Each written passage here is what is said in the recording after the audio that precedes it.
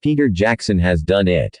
He has created an all-encompassing epic saga of Tolkien's Lord of the Rings books, and after coming away from the final chapter, how does this rate not only as a film on its own, but as a part of the whole?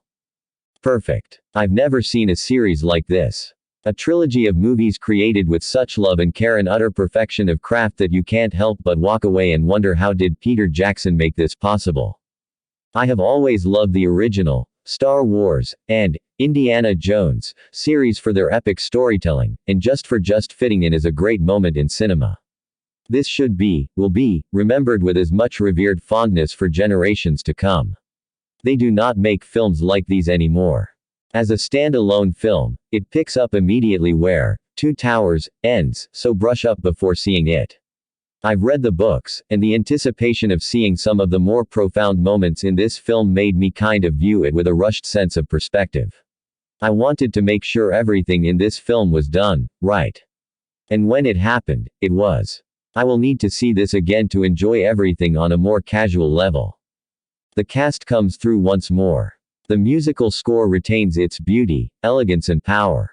The special effects, notably Gollum again, are nothing less than breathtaking, and simply move the story along. The battles are monumentally huge and exciting. There are some liberties taken with the story, especially during the end with the homecoming, and yet, everything that needed to be covered regarding the main characters was handled. After the greatest moment of the series resolves itself, the story provides a breather. And gives a goodbye to friends seen on screen for the last 3 years. It was truly a bittersweet feeling in realizing that there will be no Rings movie in 2004. I will miss this talented group of actors. As with the first two, the film is very long, but goes by without you ever truly realizing it. This film is so much more than a simple fantasy epic. It's a story about strength of character, friendship, loyalty and love. And while every member of the Fellowship has their part to play, I finally understood why some critics have said this series is a story about Sam. It's his unwavering resolve that led the quest to its victory. Sean Astin is a true credit for adding the inspirational heart to this epic. As far as the ending goes, they ended it the way that it had to be ended. Jackson ended this film the way it should have been. I will miss looking forward to a new Rings movie, but these movies provide hope that high-quality films can still be made without special effects taking over a story, bathroom humor, or a top 40 inches soundtrack. George Lucas could learn a lot from these films about how not to alienate the fanbase. Each film has earned a 10 from me for the last 2 years, which for me to give is a rarity. This one, however, is as equally deserving as its two predecessors. The Academy had better not look over this film for Best Picture of 2003. To do so would be greatly disrespectful of the craft and care that anyone involved with these films put into them. Obviously, I'm aware of the fact that the Lord of the Rings trilogy is actually one giant movie, but since it was released in parts, that's how I'm judging them. The Return of the King is the final chapter, and since it is the climax and resolution of the epic journey, it has a little more intensity and urgency than the previous installments.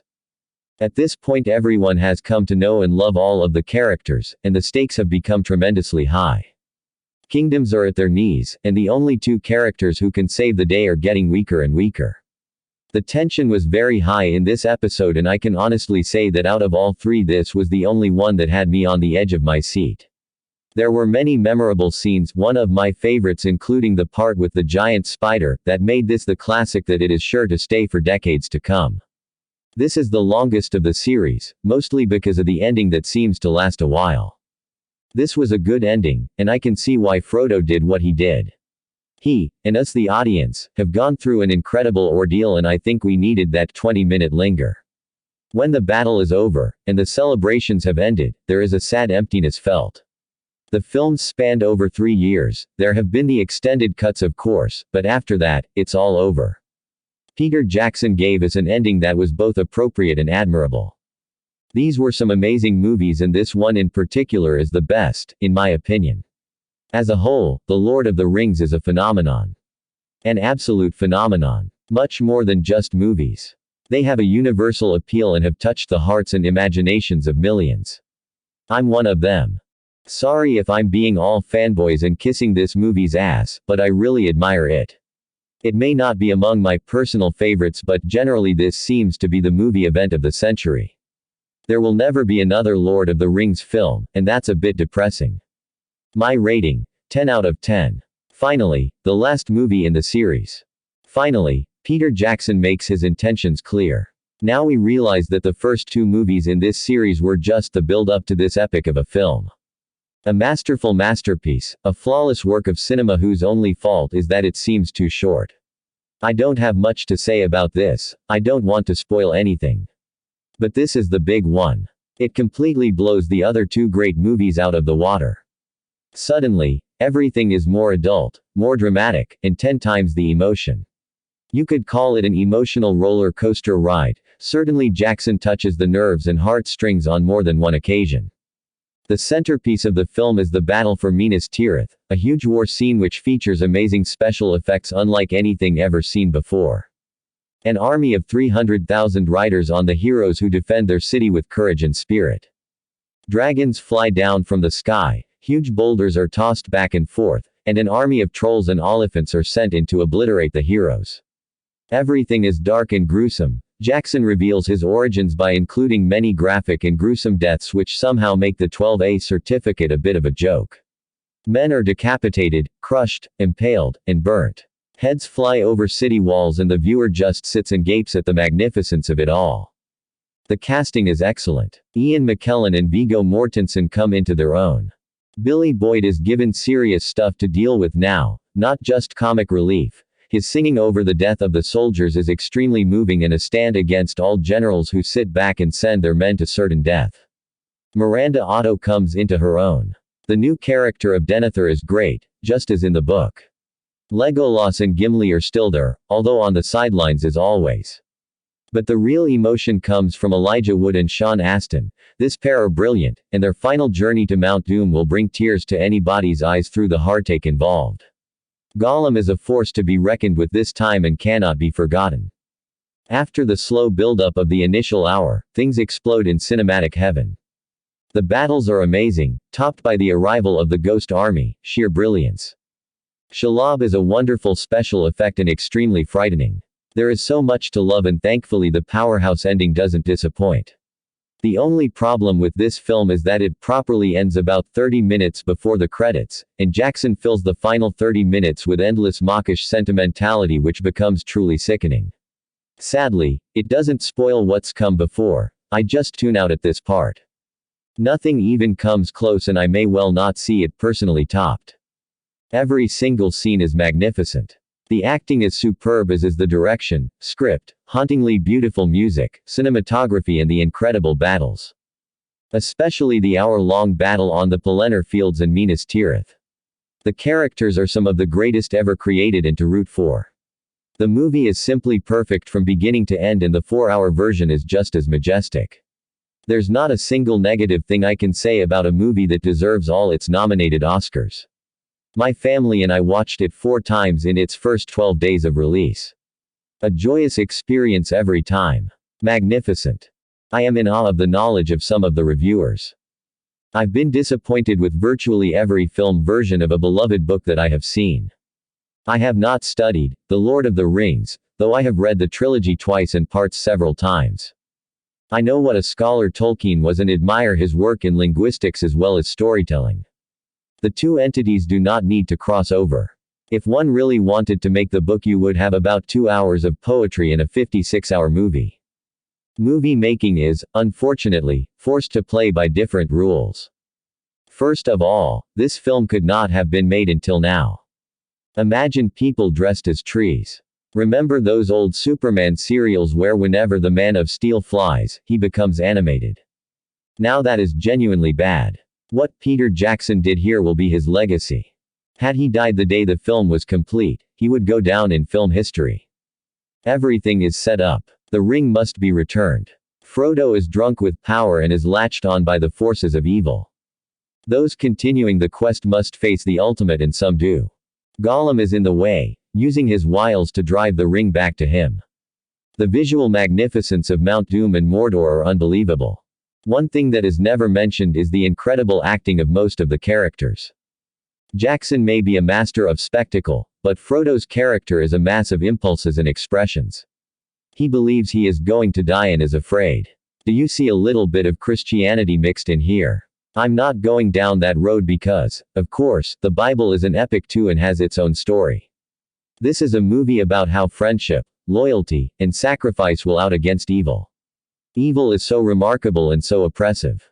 I can't begin to talk in the terms of other reviewers, but I do need to make sure that I weigh in on this film and the other two because this is a product of our society that we can all be proud of. I am, I admit, an unlikely convert to the religion of tokenism. I have never read the books, having, I thought, been put off them for life by the sort of obsessive freaks who read them when I was at school. One classmate, then aged about 16, told me with great pride that he had read the whole of The Lord of the Rings at least 50 times. I also have never been a great admirer of the sword and sorcery school of fantasy writing or film making. Indeed, some of this genre, mostly those starring the current governor of California, struck me as being among the worst films ever made. I was, however, persuaded to see the first in the trilogy, The Fellowship of the Ring, by its overwhelmingly positive reception from the critics, and was quickly won over by the scope of Peter Jackson's vision. I had been expecting some twee tales of elves, gnomes and fairies. What I experienced was a genuine epic, in the true sense of that overused word. Ever since December 2001, I have been waiting for parts 2 and 3 of the trilogy to be released. Neither has disappointed me. The story of The Lord of the Rings is too complex to be told in a review such as this. Suffice it to say that it revolves around a magic ring which will give its possessor immense power. The power-hungry Dark Lord Sauron, a figure who is never actually seen on screen, desires to obtain the ring in order to dominate Middle-earth. His enemies, led by the wizard Gandalf, are seeking to destroy the ring, which can only be used for evil purposes, not for good. At the beginning of the final part of the trilogy, Sauron's forces are massing for an attack on the kingdom of Gondor. The film relates the story of the conflict which follows, and this leads to some of the most spectacular battle sequences I have seen, even more impressive than those in The Two Towers. Inevitably, the film makes much use of computer-generated effects, but unlike many films dominated by special effects, plot and character are not neglected. The acting is uniformly good, and in some cases outstanding. Special mentions must also go to the camera work, which made the best possible use of the magnificent New Zealand scenery, and to Howard Shore's memorable musical score. So, looking forward to the Oscar ceremony, I have no doubt that this should be the best film and that Peter Jackson, who has amply fulfilled the promise shown in the excellent Heavenly Creatures, should be Best Director. Best Actor. I would find it difficult to decide between the competing claims of Sir Ian McKellen, who brings wisdom, kindliness and the required touch of steel to his portrait of Gandalf, and of Elijah Wood, who plays the brave and resourceful hobbit Frodo to whom falls the dangerous task of ensuring the ring's destruction. Best Supporting Actor. My own nomination would be for Sean Astin, as Frodo's loyal companion Sam, but several others might have claims, notably Viggo Mortensen or Bernard Hill. Is this the best movie ever made, as some of its admirers have claimed? Possibly not. That is, after all, a very large claim to make. I have no doubt, however, that the trilogy as a whole is the first great cinematic masterpiece of the 21st century. It has certainly inspired me to start reading Tolkien's original novels. 10 out of 10. The Lord of the Rings, The Return of the King is by far the most moving, inspirational and epic of the 3 parts in Peter Jackson's take on Tolkien's fantasy masterpiece. After proving that this trilogy can carry the weight of a truly enormous body of text with The Fellowship of the Ring and The Two Towers, Jackson has shown that nothing is impossible anymore when being brought to film, and that fantasy can be surreal, but grounded to reality. I saw this film at 8 p.m., and missed school the following day, exactly similar to The Two Towers when it was released. After seeing The Return of the King, the first was speechless. Never before had a film made such an impact on me as this conclusion did, and now with it completed, The Lord of the Rings is truly the best of the best. Jackson has treated this trilogy as one film, following Tolkien's linear timeline, and not the way the books were written, which makes this a film that flows and never loses track of pacing. The dialogue is emotional, be it the speech between Gandalf and Pippin before the gates of Minas Tirith, or inspirational, such as the rousing deliveries by Theoden and Aragorn. The vast emotion makes this a film for the ages. Following our heroes' adventures since film 1, we have grown compassion for each and every one of them. Sam's devotion to Frodo is something that can inspire, and the EU catastrophe is fully used here once again, because just as it seems that all hope has been lost, it shines through the void and victory is achieved. If one were to fear that the ending would feel like there was no closure, then have none, because The Return of the King has a 20-minute denouement that goes as far as 4 years into the future, and the ending on the shores of the Grey Havens brought me to tears. The special effects are nothing short of amazing. The blend of miniatures, bigatures and CGI is believable beyond comprehension, and the addition of New Zealand locales adds something beyond some people's wildest dreams. The level of detail on Minas Tirith is something no one has ever seen before. The massive armies under speakers as war erupts, and we see the Mumakil and the fell beasts in full fruition, as hinted in the Two Towers. What could have seemed fatal, as cinematic history has shown before, is the introduction of Shelob the Spider. The special effects team has created the most memorable spider in film history. She terrifies and drops jaws at the realism of such a beast.